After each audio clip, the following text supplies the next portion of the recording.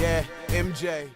This is Audio Imagery, bringing you the album review of the new Michael Jackson album, Michael. There are many people that question whether or not Michael Jackson is actually singing the songs on this album. Let me make this clear. This is definitely MJ. It may not be as refined and as precise as we all have come to love, but this is definitely the king of pop. If you are MJ purist, then you will probably listen and be turned away. And I was at first slightly. There are certain songs you can definitely tell they've done a bit of work to get the most out of what were probably test or scratch vocals. For those that know MJ's collection like the back of the hand, you will realize that some of these songs are actually pretty old. I Like the Way You Love Me, The Best of Joy, Much Too Soon, and Behind the Mask all feel like they were written during the Quincy Jones era.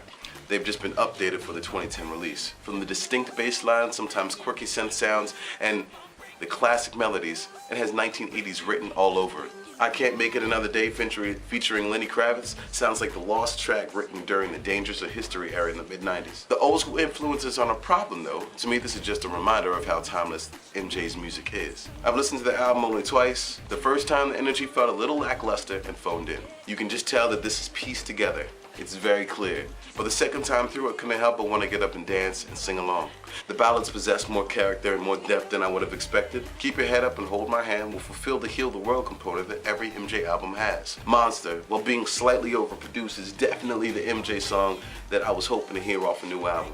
And if this isn't the single that Sony puts out next, Sony's probably doing more crack than I thought.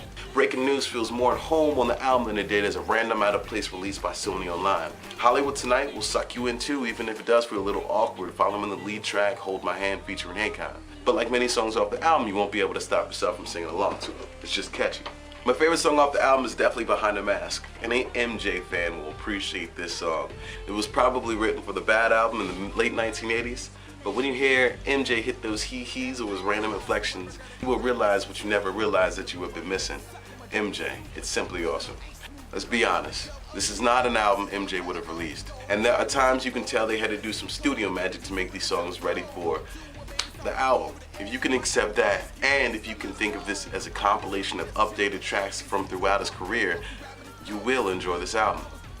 But for some, that might be a lot to ask. He may not be alive to put his okay on the release of this album, but you can be certain that he lives on through every single track. Long live King of Pop. Audio Imagery, we out.